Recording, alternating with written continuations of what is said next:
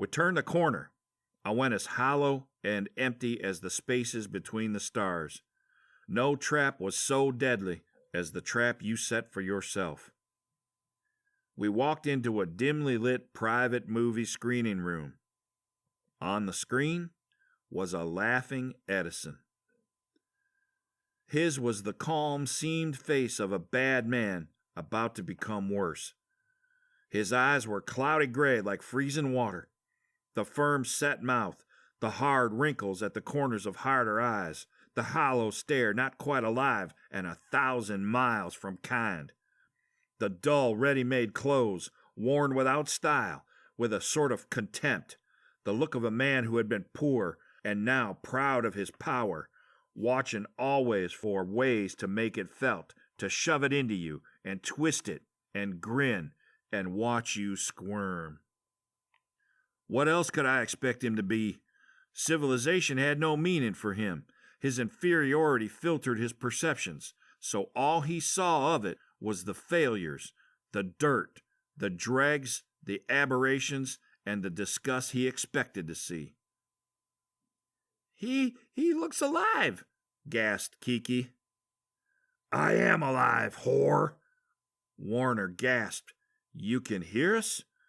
Yes, here in my new kingdom I can hear. Here. Tesla said, My God.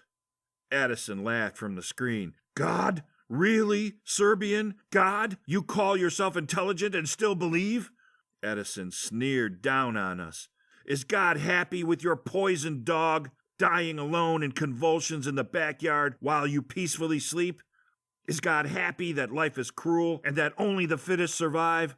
If God were omnipotent and omniscient in any literal sense, he wouldn't have bothered to make the universe at all. Is it blasphemy to suggest that God has his bad days when nothing goes right and that God's days are very, very long? I drawled.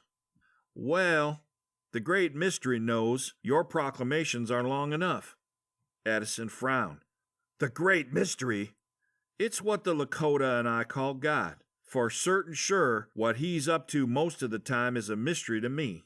But then why should I understand him? I can't hold 3 chess moves forward in my head. How could I hold the meaning of the universe? With the first sight of Edison, Ida's face had fallen apart like a bride's pie crust. But at my words, the smile came back, though the corners were badly bent. Edison glared at her. Coon, think that hayseed can save you from me? Let me reacquaint you with your worst nightmare. A spotlight stabbed down from the ceiling upon her. Ida screamed and disappeared. The screen in front of us changed images. I went cold. No, no! It was the lynching in 1892 of 3 black store owners in Memphis that had launched Ida into her anti-lynching campaign and driven her out of the city with death threats. Ever seen a lynching? It is an ugly, vicious spectacle that makes you hang your head the next time you see an innocent child. And in the center of the cursing, yelling mob was a struggling, terrified Ida. I ran up onto the stage in front of the screen. I hammered at it, but to no avail.